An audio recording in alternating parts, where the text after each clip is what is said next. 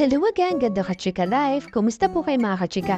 Heto na naman po tayo para sa ating panibagong showbiz update. Kung po tayo magsimula, gusto ko lamang po magbigay ng update about sa Katden. Marami nga pong humanga na netizen at fans sa sobrang kasipagan ni Miss Kathryn Bernardo. Kahit gaano kasi siya sa kabisi sa iba't ibang mga ganap ay talagang may time siya palagi para sa kanyang sarili. Paano ba naman? Right after matapos at magsara ang kanyang inorganisang re-style team Cat Closer Clean Out na ginanap nitong weekend ay dumiretso agad siya sa gym para sa kanyang physical training routine with her trainer Mauro Lomba.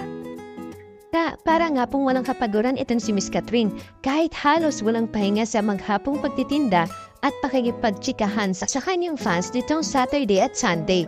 Natapos ang nasabing bazaar ng pasado 6 o'clock PM na po yun pero hindi pa agad nag-alisan ang mga tao sa venue dahil may pa-surprise birthday cake ang mga fans at nag-advance celebration na sila with Miss Kat para sa 29th birthday ng actress. Dahil nasa sipag ni Miss Kat mag-gym, komento ng netizen mukhang pinaghahandaan ng araw po ni Miss Asia po naman ng superstar ang pagrampa niya sa bench started underwear fashion show sa SM MOA Arena sa Friday, March 21, 2025 na marami na nga pong nag-aabang.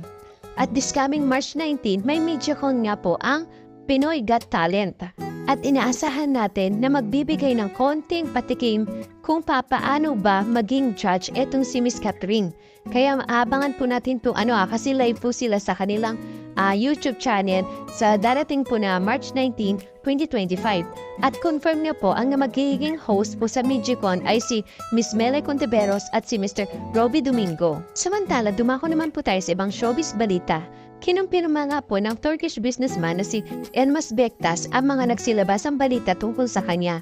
Ang latest na balita mula mismo sa kanyang ex-wife na si Miss Rufa Gutierrez, bibisita nga po itong si Mr. Elmas sa Pilipinas para dalawin ng actress at ang kanilang dalawang anak na si Lorraine at Viness.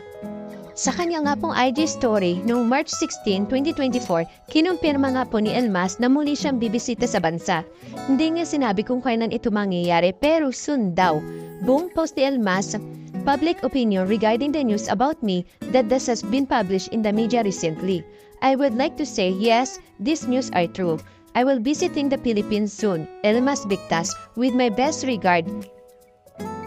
Sa isa nga pong press ko niya para sa isang endorsement na nakaraang linggo, malayang nagkwento nga po itong si Miss Rufa tungkol sa kagustuhan ni Elmas na magkabalikan sila. Nagkwento rin ang actress kung bakit boss ang tawag sa kanya ng ex-husband. Saad ni Rufa, kasi ako ang boss niya, hindi na siya makakahanap ng tulad ko. Hanap siya ng hanap sa buong mundo. As a matter of fact, he wants to propose and get married to me again. I thought it was joke. Ikwinento nga rin po ni Miss Rufa ang pag-uusap nila ni Elmas noong December 2024 tungkol sa pag-anyaya ng dating asawa na maglibot sa Europe. Gusto niya akong yayain na mag-train. Ito lang 3 months ago. Sabi ko, it's a joke. Sabi niya, no, I want to invite you and mag-train daw kami all over Europe. Sabi ko, totoo ba to or baka you're planning my murder on the train? Sinabi ko sa kanya. Tapos, ang sabi niya daw, okay, I'll visit you there. Okay, you're welcome to visit in the Philippines. So, antala, dumako naman po tayo sa pinakahuli nating showbiz update. Alam niyo bang hindi pinanampas ng actress-singer na si Miss Nadine Lustre ang isang netizen na nag-post na below the belt comment tungkol sa kanya? Sa isa mga pong IG post ng award-winning actress, ibinahagi niya ang ilang litrato ng bonding moment ng kanyang boyfriend na si Christopher Barrio.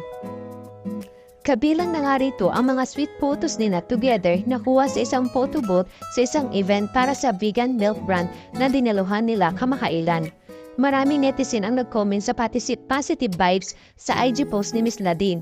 Sabi pa nga ng inang fans na actress so suportahan nila ang bonggang-bongga ang naturang produkto. Pero may isa nga ng IG user na nagkomento na hindi maganda at kademand-demanda. Nirepost ni Miss Nadine sa kanyang IG story ang super hit comment ng bastos na netizen. Mababasa nga po sa screenshot na binahagi ni Miss Nadine ang komento mula sa IG user na si John Caro Cruz, ang mga kadaang sana ma-RAPE ka ng adik. Hindi na mababasa ang naturang comment sa post ni Nadine pero na-screenshot na nga ito at nirepost sa kanyang IG story. Ang mababasa sa text, caption ng dalagang one of the many that did not pass the bite check. Agad naman pinagtanggol si Nadine ng kanyang mga taga-suporta at tinawag pang bastos at duwag ang netizen dahil nga binura nito agad ang kanyang comment. Reaction ng isang fan ni Nadine, bakit dinelete yung comment? Takot makasuhan? Feeling ng fans ni Nadine, supporter ni dating Pangulong Rodrigo Duterte ang naturang netizen. Ito'y matapos nga lang lantarang pagsuporta ng dalaga sa pag-aresto kay Mr. Rodrigo.